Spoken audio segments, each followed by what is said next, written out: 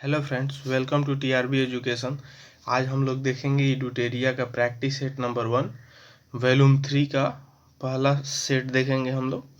तो चलिए देखते हैं पहला क्वेश्चन। और हमारे यूट्यूब चैनल पर नए जुड़ रहे हैं तो लाइक और सब्सक्राइब जरूर कर लें ताकि आप लोग को नया नोटिफिकेशन मिलता रहे। चलिए पहला क्वेश्चन देखते हैं। राज्य खाद्य सुरक्षा सूचकांक 2020-21 में पहला स्थान किस राज्य को प्राप्त हुआ है? तो दोस्तों इसका आंसर सी हो जाएगा, गुजरात को। 20 सितंबर 2021 को राज्य खाद्य सुरक्षा सूचकांक 2020-21 को जारी किया गया। इसमें पहला स्थान गुजरात को मिला है और वहीं बड़े राज्य में सबसे अंतिम स्थान बिहार राज्य को प्राप्त हुआ है। चलिए नेक्स्ट क्वेश्चन, सेकेंड नंबर देखते हैं। किस शहर को भारत का पहला वाटर प्लस सिटी घोषित किया गया है? तो दोस्तों इसका आंसर बी हो जाएगा, इंदौर। 11 अगस्त 2021 को केंद्रीय आवास एवं शहरी कार्य मंत्रालय ने इंदौर को भारत का पहला जल आधिक्य वाटर प्लस सिटी घोषित किया है। आइए नेक्स्ट क्वेश्चन, थर्ड नंबर देखते हैं। हाल के दिनों में चर्चा में रहा कार्बी आदिवासी समूह का संबंध किस राज्य से है? तो दोस्तों इसका आंसर डी हो जाएगा, असम। कार्बी आदिवासी समूह का संबंध असम राज्य से है। चलिए नेक्स्ट क्वेश्चन देखते हैं, 4 नंबर।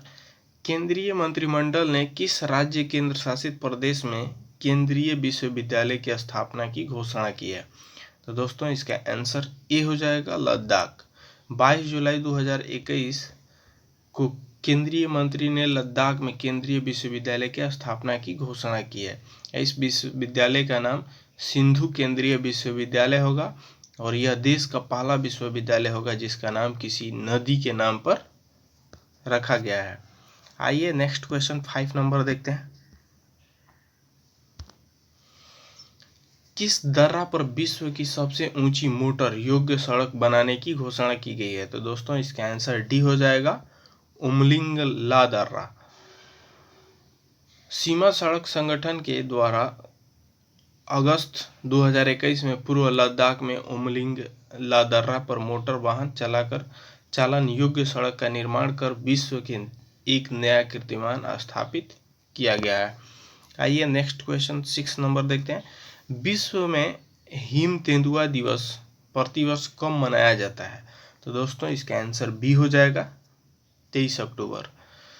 विश्व हिम तेंदुआ दिवस प्रतिवर्ष 23 अक्टूबर को मनाया जाता है। हाल ही में लद्दाख के सरकार ने हिम तेंदुआ को राजकीय पशु घोषित किया है। चलिए अगला क्वेश्चन देखते हैं, 7 नंबर। भारत के पहले सहकारिता मंत्री बनने का अवसर किसे प्राप्त हुआ है? तो दोस्तों इसका आंसर सी हो जाएगा, अमित शाह को। केंद्रीय सरकार में समृद्धि के लक्ष्य को साकार करने के उद्देश्य से पहली बार सहकारिता मंत्रालय का गठन किया गया जिसके पहले मंत्री अमित शाह बने हैं और गृह मंत्रालय भी इन्हीं के पास है। आइए नेक्स्ट क्वेश्चन, 8 नंबर देखते हैं। लोकमान्य तिलक राष्ट्रीय पुरस्कार 2021 से किसे सम्मानित किया गया है?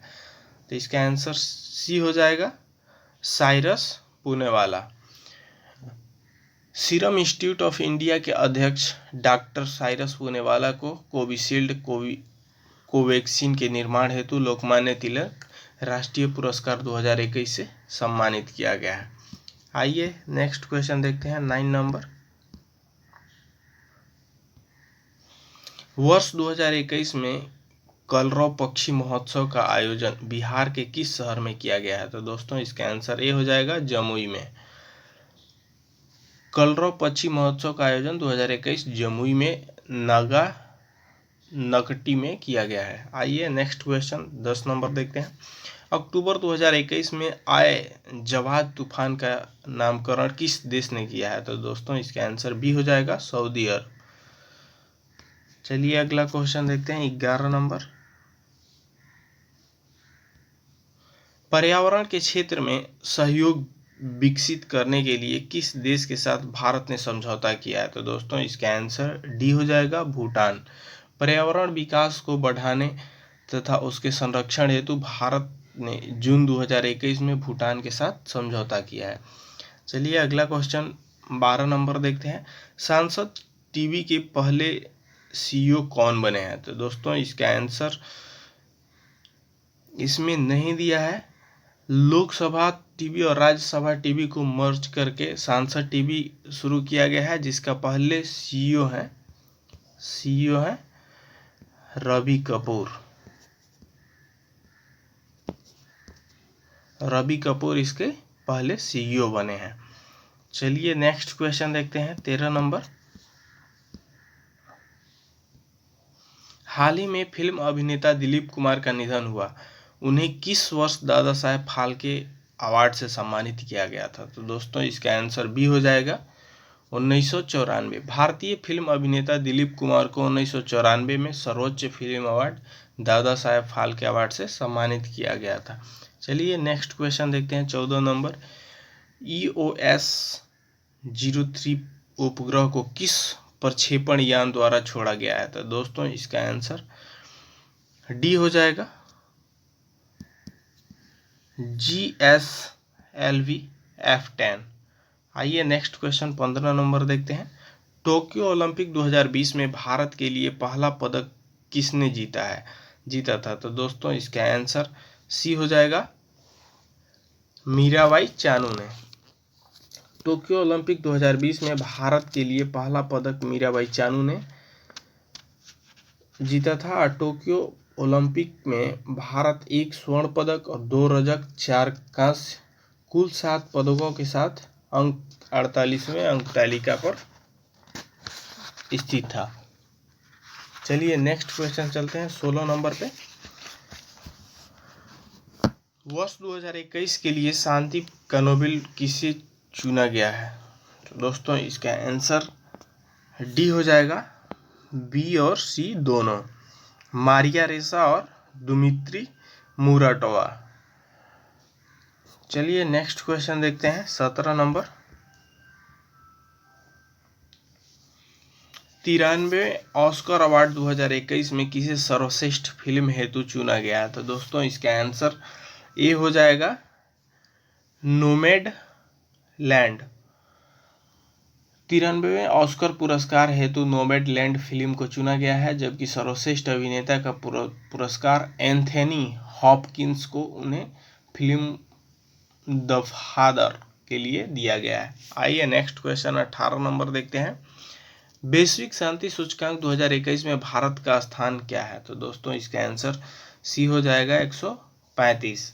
वैश्विक शांति सूचकांक 2021 में भारत का स्थान 135 रहा है, जबकि पहले स्थान पर आइसलैंड रहा है। आइए नेक्स्ट क्वेश्चन देखते हैं। विश्व पर्यटन दिवस 2021 का विषय है? तो दोस्तों इसका आंसर सी हो जाएगा टूरिज्म फॉर इंक्लूसिव ग्रोथ। विश्व पर्यटन दिवस 27 सितंबर को मनाया जाता है। वर्ष 2021 का थीम था टूरिज्म फॉर इंक्लूसिव ग्रोथ। आइए नेक्स्ट क्वेश्चन देखते हैं 20 नंबर। केंद्र सरकार द्वारा भारत को ऊर्जा स्वतंत्र बनाने का लक्ष्य कब तक रखा गया है? तो दोस्तों इसका आंसर सी हो जाएगा 2047। केंद्र सरकार द्वारा भारत को ऊर्जा के क्षेत्र में स्वतंत्र बनाने का लक्ष्य 2047 तक रखा गया है। आइए अगला क्वेश्चन देखते हैं 21 नंबर। टाइम्स पत्रिका में विश्व के 100 सबसे प्रभावशाली व्यक्तियों की सूची में कितने भारतीयों को शामिल किया गया है? तो दोस्तों इसका आंसर बी हो जाएगा 3। टाइम्स पत्रिका 2021 के 100 सबसे प्रभावी व्यक्तियों में की सूची में 3 भारतीय शामिल हैं, जिसमें नरेंद्र मोदी शामिल हैं, ममता बनर्जी और आधार पुनेवाला। आइए अगला क्वेश्चन देखते हैं 22 नंबर। निम्नलिखित राज्यों में एवं उनके राज्यपाल का कौन सा मिलान सही नहीं है? देखते हैं। मिजोरम का डॉक्टर कंभमपति हरिबाबू, हरियाणा का श्री बंडारू दत्तात्रेय, झारखंड का रमेश बेस, गोवा का श्री मंगू भाई छगन भाई पटेल, ये गलत है। चलिए अगला क्वेश्चन देखते हैं।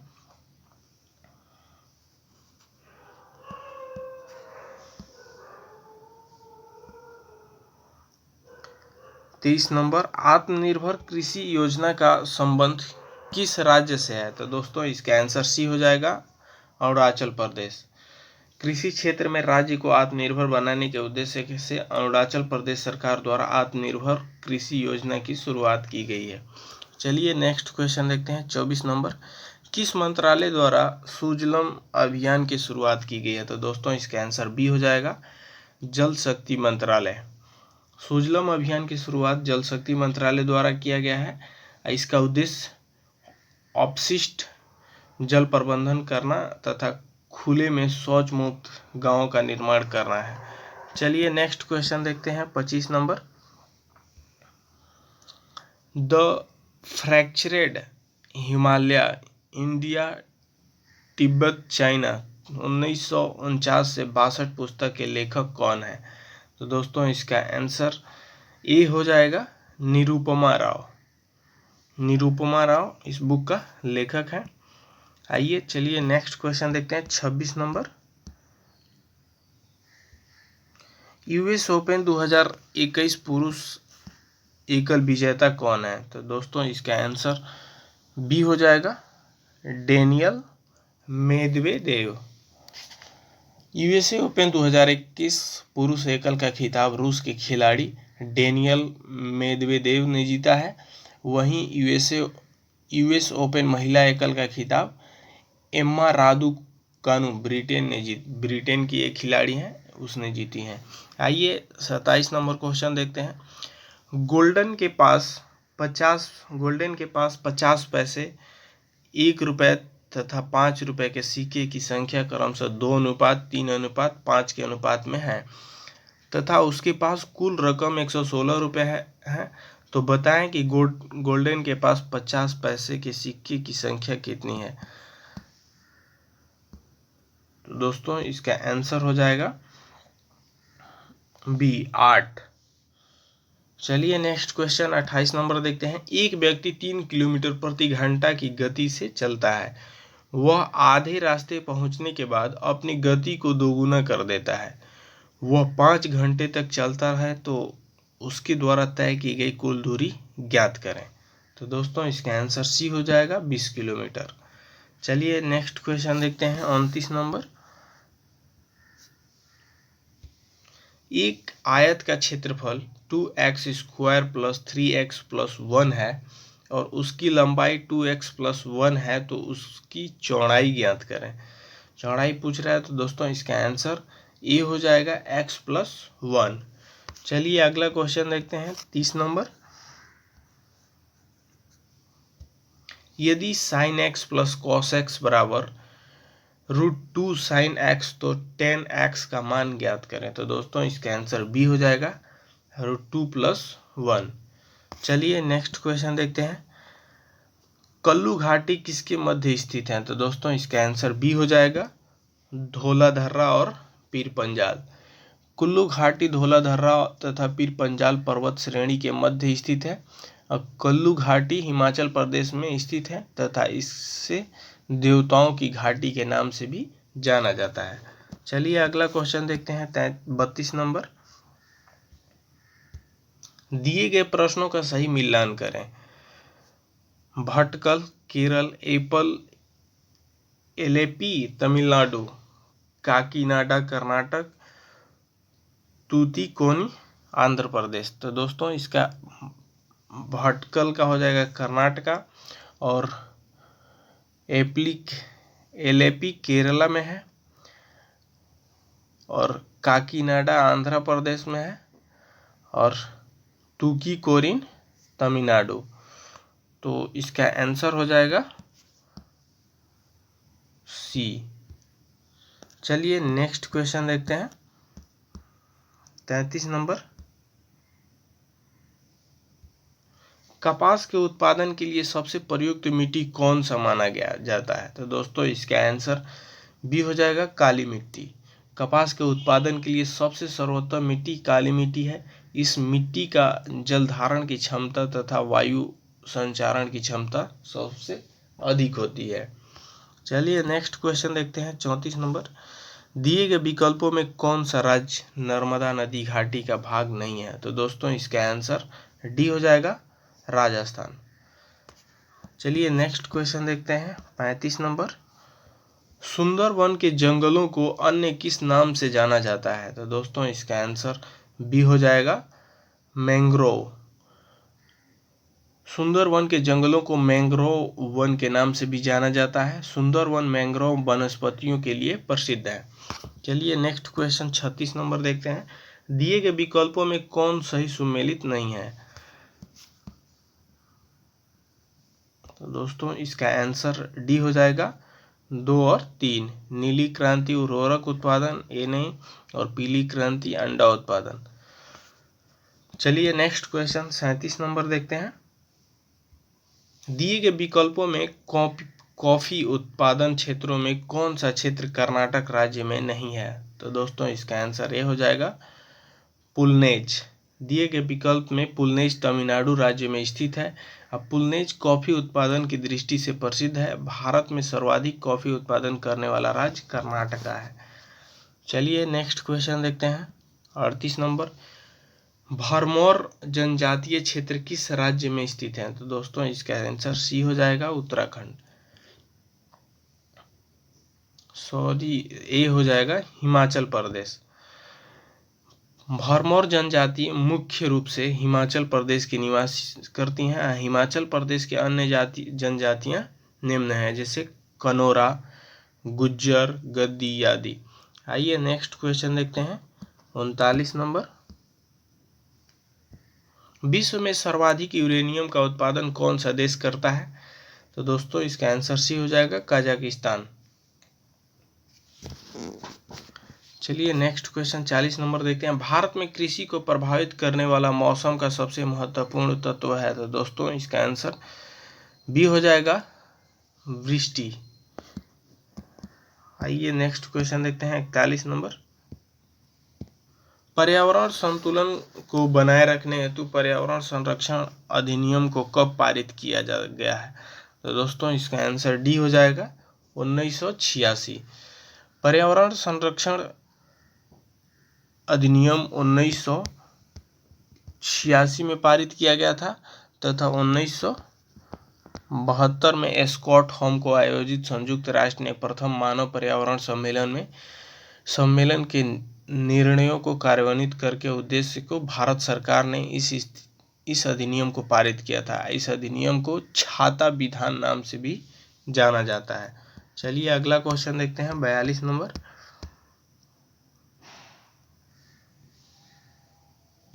निम्नलिखित में से विकल्पों में से मिलान सही नहीं है। तो दोस्तों इसका आंसर डी हो जाएगा दुधवा राष्ट्रीय उद्यान छत्तीसगढ़। दिए गए विकल्प में डी सही सुमेलित नहीं है। दुधवा राष्ट्रीय उद्यान उत्तर प्रदेश में है, तो इसका आंसर डी हो जाएगा। चलिए नेक्स्ट क्वेश्चन देखते हैं 43 नंबर। निम्नलिखित में से कौन जैव विविधता का सबसे महत्वपूर्ण घटक है? तो दोस्तों इसका आंसर बी हो जाएगा पारिस्थितिकी तंत्र। दिए गए जैव विविधता का सबसे महत्वपूर्ण घटक पारिस्थितिकी तंत्र का निर्वहन है। जैव विविधता का यह कार्य विभिन्न स्तरों पर किया जाता है। चलिए नेक्स्ट क्वेश्चन 44 नंबर हम लोग देखते हैं। रामसर सम्मेलन संबंधित है? तो दोस्तों इसका आंसर सी हो जाएगा आर्द्र भूमि से। रामसर सम्मेलन का संबंध आर्द्र भूमियों के संरक्षण से है।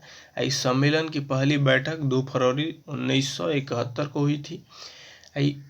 यह 1975 में सक्रिय रूप से कार्य करना प्रारंभ किया था। भारत ने इस पर 1982 में हस्ताक्षर किया। वर्तमान में तक भारत का रामसर साइट का कुल संख्या 46 हो गया है।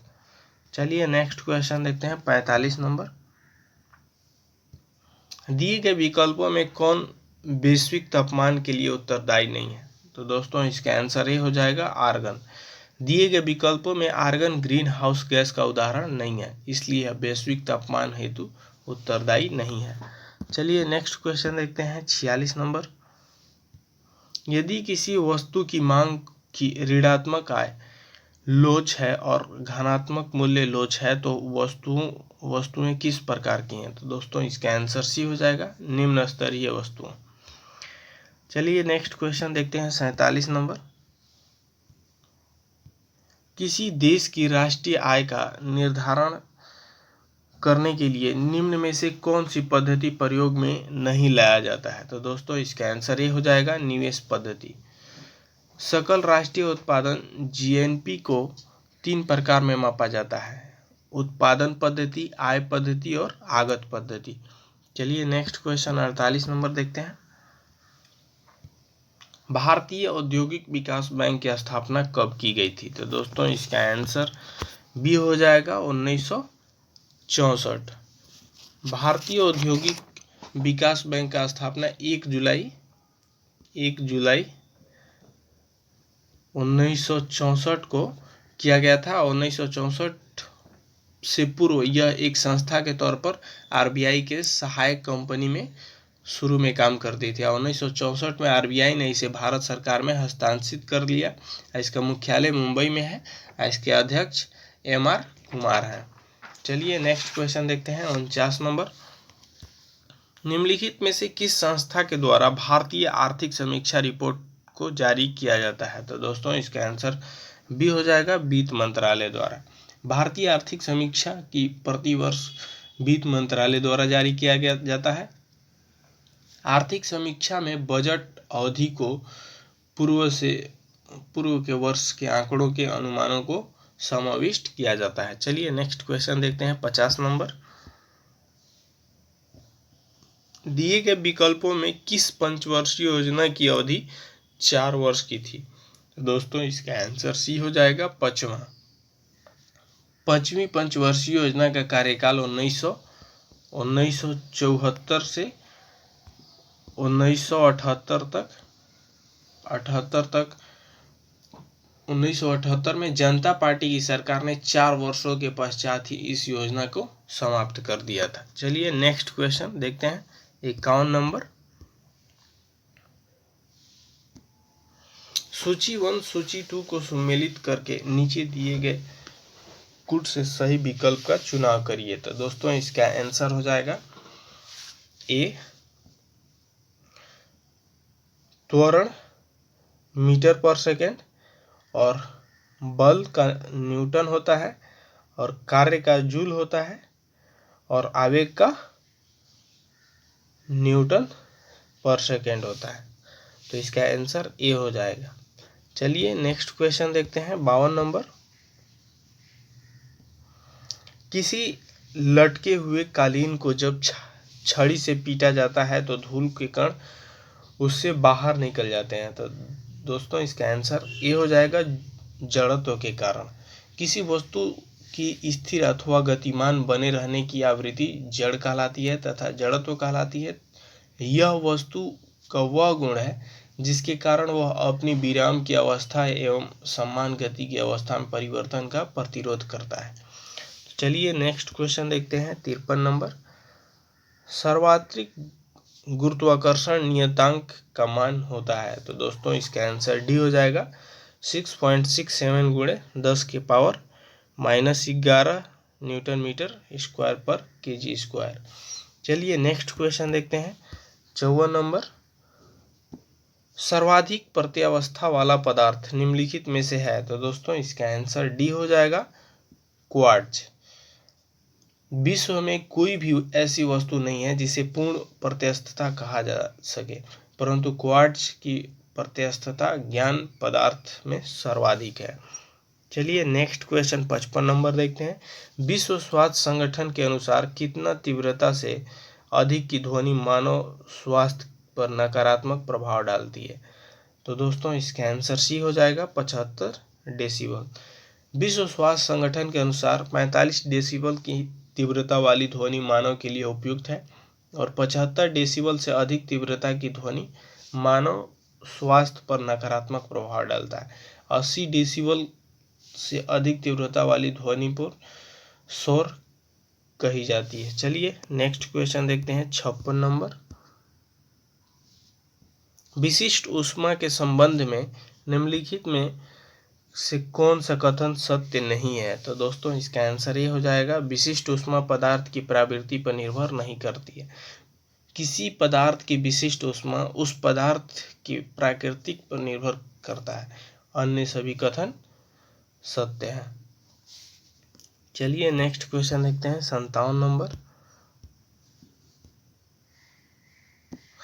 निम्नलिखित में से कौन एरोसोल का उदाहरण नहीं है? तो दोस्तों इसका आंसर डी हो जाएगा, जल में तेल।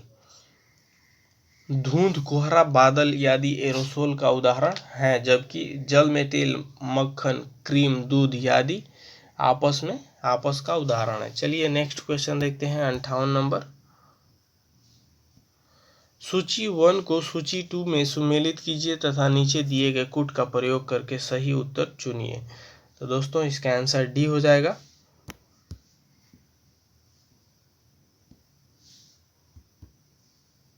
आइए नेक्स्ट क्वेश्चन देखते हैं 59 नंबर। सोडियम के एक परमाणु में कोर इलेक्ट्रॉन की संख्या कितना है? तो दोस्तों इसका आंसर सी हो जाएगा, 10। किसी तत्व की परमाणु की आंतरिक कक्षाओं में उपस्थित इलेक्ट्रॉनों की संख्या उस तत्व के कोर इलेक्ट्रॉन कहलाते हैं। और सोडियम के एक परमाणु में 11 इलेक्ट्रॉन होते हैं, जिसके कक्षीय विवरण सोडियम Na का 11 इलेक्ट्रॉन उपस्थित होते हैं, या कोर इलेक्ट्रॉन 10 होते हैं। चलिए नेक्स्ट क्वेश्चन देखते हैं 60 नंबर। आधुनिक आवर्त सारणी में वर्ग तथा आवर्त की संख्या क्रमशः कितना है? तो दोस्तों इसका आंसर सी हो जाएगा, 18 तथा 7। आधुनिक आवर्त सारणी 7 क्षैतिज पंक्तियों तथा 8 ऊर्ध्वाधर स्तंभों में विभाजित है। चलिए नेक्स्ट क्वेश्चन देखते हैं 61 नंबर। निम्नलिखित में से कौन हाइड्रा अम्ल के उदाहरण है? तो दोस्तों इसका आंसर सी हो जाएगा, HCl। हाइड्रा अम्ल में ऑक्सीजन नहीं पाया जाता है तथा हाइड्रोजन हैलोजन समूह के किसी तत्व अथवा हैलोजन की समान किसी तत्व के साथ संयोग करता है। चलिए नेक्स्ट क्वेश्चन देखते हैं 62 नंबर। लाल सिंदूर या रेड लेड का रासायनिक सूत्र क्या होता है? तो दोस्तों इसका आंसर सी हो जाएगा, Pb3O4। चलिए नेक्स्ट क्वेश्चन देखते हैं 63 नंबर। बॉयल, चार्ल्स एवं अवोगाद्रो द्वारा प्रतिपादित गैसीय नियमों का संयुक्त रूप क्या कहलाता है? तो दोस्तों इसका आंसर सी हो जाएगा, आर्द्र गैस नियम। बॉयल, चार्ल्स एवं एवोगाद्रो द्वारा प्रतिपादित गैसीय नियमों का संयुक्त रूप से आदर्श गैस नियम कहते हैं। यह नियम गैसों के आयतन तथा उसके ताप, दाब एवं मात्रा के मध्य संबंध प्रदर्शित करता है। चलिए नेक्स्ट क्वेश्चन देखते हैं 64 नंबर। जीवाणु विज्ञान का जनक किसे माना जाता है? तो दोस्तों इसका आंसर ए हो जाएगा, लुईस पास्चर को। जीवाणु विज्ञान का जनक लुईस पास्चर को माना जाता है, जबकि प्रतीक्षा विज्ञान का जनक एडवर्ड जेनर और सूक्ष्म जीव विज्ञान का जनक लुईस हॉक को माना जाता है, और आनुवांशिकी अभियांत्रिकी का जनक पॉल वर्क को माना जाता है। चलिए नेक्स्ट क्वेश्चन देखते हैं 65 नंबर। एक बीजपत्री पादपों के लिलिएसी कुल में शामिल पादप निम्न में से हैं। तो दोस्तों इसका आंसर ए हो जाएगा, प्याज। एक बीजपत्री पादपों को लिलिएसी कुल में शामिल पादप लहसुन, प्याज आदि आते हैं, जबकि म्यूजेसी कुल में केला, पाल्मी कुल की नारियल, ताड़, सुपारी, कथा, खजूर आते हैं। चलिए नेक्स्ट क्वेश्चन देखते हैं 66 नंबर। निम्नलिखित में कौन सा जीव मोलस्का संघ के अंतर्गत नहीं आता है? तो दोस्तों इसका आंसर डी हो जाएगा, केंचुआ। मोलस्का संघ के प्रमुख जीव सीप, घेंघा, स्क्विड, कौड़ी, ऑक्टोपस, कटलफिश हैं, जबकि केंचुआ, जोंक आदि एनेलिडा संघ के प्रमुख जीव हैं। चलिए नेक्स्ट क्वेश्चन देखते हैं 67 नंबर। माइक्रोकंडिया का रासायनिक संगठन में निम्नलिखित में से किसका मात्रा सर्वाधिक होता है? तो चलिए नेक्स्ट इसका आंसर देखते हैं। पहला हो जाएगा, ए हो जाएगा, प्रोटीन। माइक्रोकंडिया का रासायनिक संगठन में सर्वाधिक मात्रा प्रोटीन का 65.70% होता है, जबकि फॉस्फोलिपिड 25%, RNA इसमें 0.5% होता है तथा DNA की कुछ मात्रा भी इसमें उपस्थित होती है। चलिए 68 नंबर क्वेश्चन देखते हैं। प्लाज्मा के संबंध में कौन सा कथन सही नहीं है? तो दोस्तों इसका आंसर सी हो जाएगा, इसमें रक्त कणिकाएं होती हैं।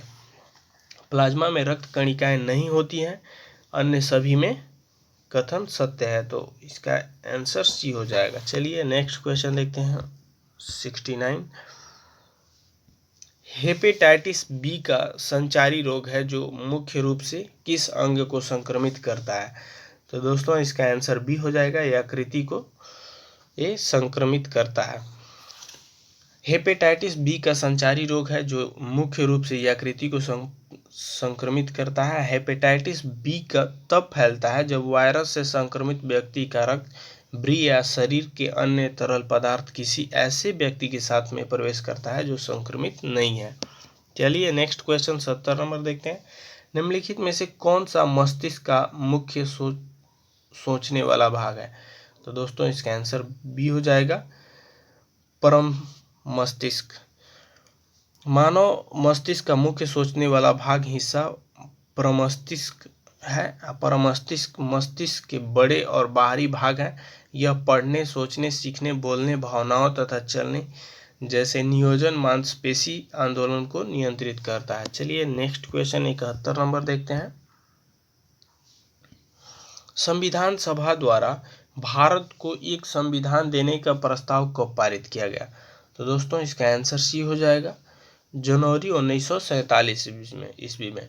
संविधान सभा द्वारा भारत को एक संविधान देने का प्रस्ताव 22 जनवरी 1947 को पारित किया गया था, जबकि उद्देश्य प्रस्ताव को जवाहरलाल नेहरू ने 13 दिसंबर 1946 को संविधान सभा में पेश किया था। आगे चलकर यही उद्देश्य प्रस्ताव भारत की प्रस्तावना का प्रारूप बना था। चलिए नेक्स्ट क्वेश्चन देखते हैं 72 नंबर। संविधान सभा के प्रारूप समिति में कुल कितने सदस्य थे? तो दोस्तों इसका आंसर सी हो जाएगा, 7। कौन कौन थे आइए देख लेते हैं। N Gopalaswami Iyer, Alladi Krishnaswami Iyer, K M Munshi, Mohammad Shahidullah, B L Mitter और डीपी खेतान। इस समिति के अध्यक्ष डॉक्टर भीमराव अंबेडकर थे। चलिए नेक्स्ट क्वेश्चन देख लेते हैं 73 नंबर।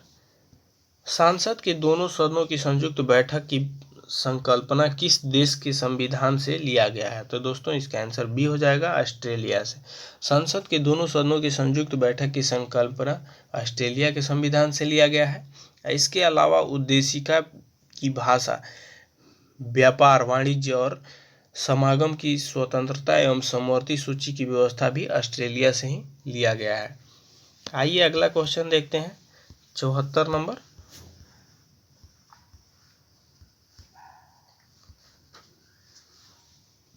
उच्चतम न्यायालय का अभिलेख न्यायालय का उल्लेख संविधान के किस अनुच्छेद में किया गया है? तो दोस्तों इसका आंसर ये हो जाएगा, अनुच्छेद 129। 129 उच्चतम न्यायालय का अभिलेख न्यायालय है और 215 उच्चतम न्यायालय का अभिलेख न्यायालय है। चलिए नेक्स्ट क्वेश्चन देखते हैं 75 नंबर। भारतीय संघ के पदाधिकारियों को मिलने वाले वेतन, भत्ते तथा पेंशन आदि का उल्लेख संविधान के किस अनुसूची में किया गया है? तो दोस्तों इसका आंसर ये हो जाएगा, दूसरा। भारतीय संघ के पदाधिकारियों को मिलने वाले वेतन, भत्ते तथा पेंशन आदि का उल्लेख भारतीय संविधान की दूसरी अनुसूची में वर्णित है। और भारत के मूल संविधान में कुल 8 अनुसूची है और वर्तमान में कुल 12 हो गई हैं। चलिए नेक्स्ट क्वेश्चन देखते हैं 76 नंबर। राजभाषा का उल्लेख संविधान के किस भाग में किया गया है? तो दोस्तों इसका आंसर बी हो जाएगा, भाग 17। भारतीय संविधान के 22 भागों में विभाजित किया गया है, जो कि 15वां निर्वाचन, 17वां राजभाषा और 18वां आपात उपबंध और 20वां संविधान का संशोधन। चलिए नेक्स्ट क्वेश्चन 77 नंबर देखते हैं। संविधान की प्रस्तावना में निम्न में से क्या उल्लेखित नहीं है? तो दोस्तों इसका आंसर ये हो जाएगा, धार्मिक न्याय। भारतीय संविधान की प्रस्तावना में 3 प्रकार के न्याय का उल्लेख किया गया है, सामाजिक न्याय, आर्थिक न्याय और राजनीतिक न्याय। चलिए नेक्स्ट क्वेश्चन देखते हैं 78 नंबर। संविधान के किस संशोधन द्वारा सहकारी समितियां शब्द का जोड़ा गया है? तो दोस्तों इसका आंसर डी हो जाएगा 97वां संशोधन अधिनियम 2011। चलिए नेक्स्ट क्वेश्चन देखते हैं 79। संविधान की विषय सूचियों में दिए गए विषयों को अतिरिक्त विषय पर कानून कौन बना सकता है? तो दोस्तों इसका आंसर ए हो जाएगा सांसद। संविधान के अनुच्छेद 248 के अंतर्गत सांसद की विशिष्ट विधायिक शक्ति के बारे में प्रावधान है। इसके अनुसार सांसद को किसी ऐसे विषय के संबंध में जो समवर्ती सूची या राज्य सूची में उल्लेखित नहीं है, विधि कानून बनाने की न्याय शक्ति प्राप्त है। चलिए नेक्स्ट क्वेश्चन देखते हैं 80 नंबर। निम्नलिखित में से किसकी संस्तुति पर भारतीय संविधान में मौलिक कर्तव्य को शामिल किया गया है? दोस्तों इसका आंसर ये हो जाएगा स्वर्ण सिंह समिति। सरदार स्वर्ण सिंह समिति की संस्तुति पर भारतीय संविधान में मौलिक कर्तव्य को जोड़ा गया है। इस समिति के अध्यक्ष 12 सदस्य शामिल है। भारतीय संविधान में इसे 4क के तहत अनुच्छेद 51A में 42वें संविधान संशोधन द्वारा जोड़ा गया है। आइए नेक्स्ट क्वेश्चन देखते हैं 81 नंबर। भारत के राष्ट्रपति व महाभियोग कैसी प्रक्रिया है? तो इसका आंसर डी हो जाएगा अर्थ न्यायिक प्रक्रिया। भारत के राष्ट्रपति व महाभियोग की प्रक्रिया का वर्णन अनुच्छेद 61 में किया गया है। यह एक अन्य न्यायिक प्रक्रिया है जो सांसद द्वारा चलाई जाती है। इसमें राज्य के विधानसभा भाग नहीं लेता है। राष्ट्रपति के निर्वाचन में विधान परिषद भाग नहीं लेता है। चलिए नेक्स्ट क्वेश्चन देखते हैं 82 नंबर। पंचायत चुनाव करवाने हेतु निर्णय किसके द्वारा लिया जाता है? तो दोस्तों इसका आंसर बी हो जाएगा राज्य सरकार द्वारा। पंचायत को संविधान के 7वीं अनुसूची के अंतर्गत राज्य सूची के विषय माना गया है। अब पंचायत का गठन तथा चुनाव कराने का अधिकार राज्य सरकार को ही है। चलिए नेक्स्ट क्वेश्चन देखते हैं 83 नंबर। कुरु की राजधानी कहाँ थी? तो दोस्तों इसका आंसर सी हो जाएगा इंद्रप्रस्थ। भगवान बुद्ध के जन्म के पूर्व छठी शताब्दी ईसा पूर्व में 16 महाजनपदों में विभक्त थी।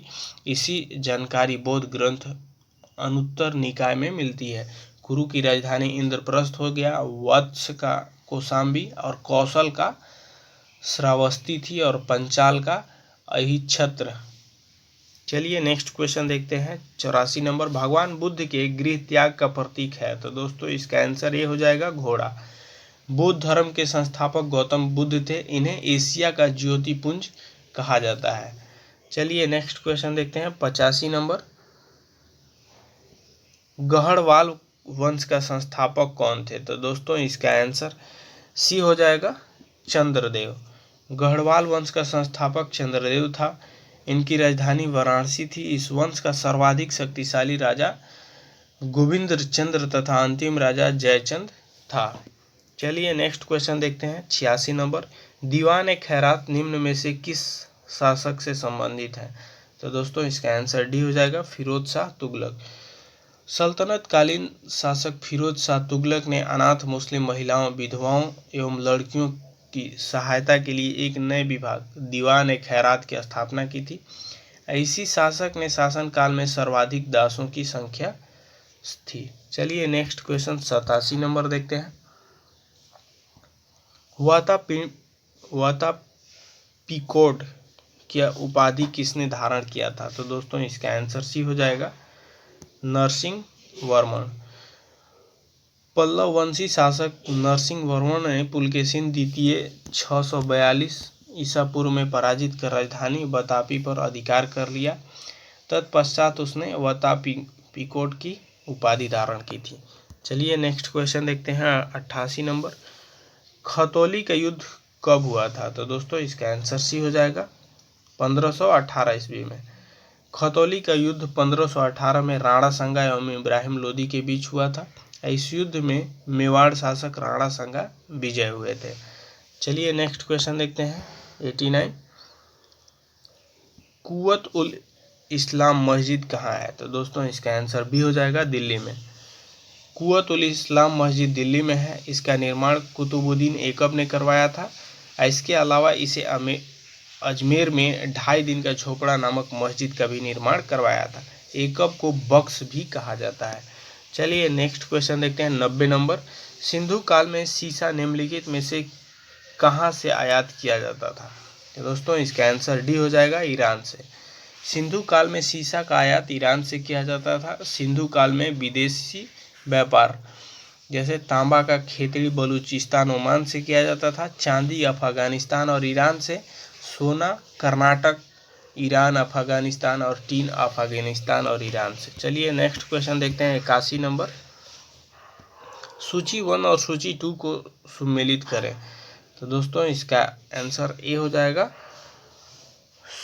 शिशुवंध प्रतिबंध लॉर्ड वेलेस्ली। इसका मिलान सही है, इसी तरह होगा।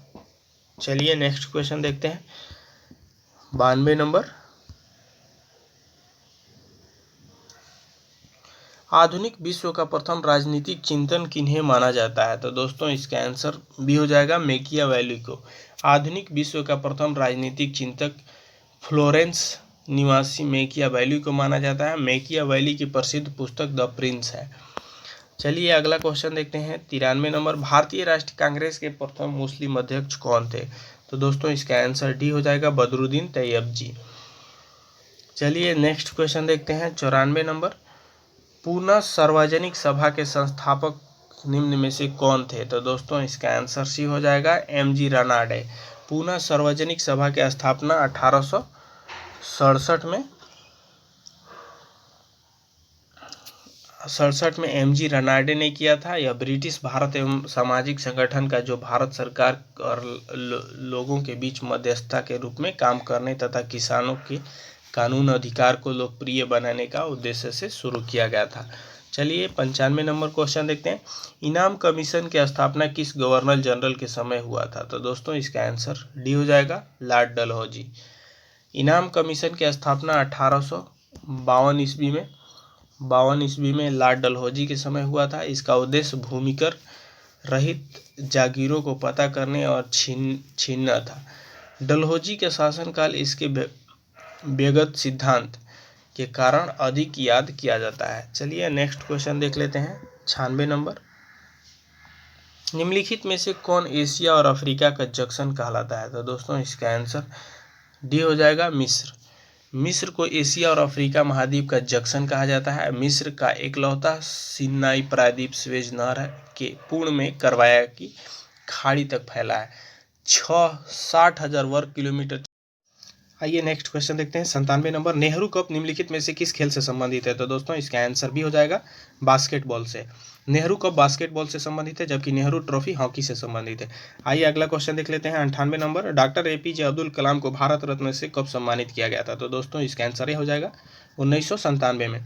वर्ष 1997 में डॉक्टर एपीजे अब्दुल कलाम को भारत रत्न से सम्मानित किया गया था। इसके साथ गुलजारी लाल नंदा को मरणोपरांत, अरुणा आसफ अली को भी मरणोपरांत भारत रत्न सम्मानित किया गया था। आइए नेक्स्ट क्वेश्चन देखते हैं 99 नंबर। प्लाज्मा अनुसंधान संस्था निम्नलिखित में से किस राज्य में है? तो दोस्तों इसका आंसर सी हो जाएगा, गुजरात में। प्लाज्मा अनुसंधान संस्था गांधीनगर में स्थित है। आइए नेक्स्ट और लास्ट क्वेश्चन देख लेते हैं 100 नंबर। राष्ट्रीय ऊर्जा संरक्षण दिवस कब मनाया जाता है? तो दोस्तों इसका आंसर ये हो जाएगा, 14 दिसंबर को। राष्ट्रीय ऊर्जा संरक्षण दिवस 14 दिसंबर को मनाया जाता है, जबकि 20 नवंबर को सार्वभौमिक बाल दिवस और 16 सितंबर को ओजोन परत दिवस और 27 सितंबर को विश्व पर्यटन दिवस। तो दोस्तों ये टेस्ट सीरीज यहीं समाप्त हुआ। आप लोगों को कैसा लगा कमेंट करके जरूर बताइएगा, और हमारे यूट्यूब चैनल पर नए जुड़ रहे हैं तो लाइक और सब्सक्राइब जरूर कर लीजिएगा। धन्यवाद।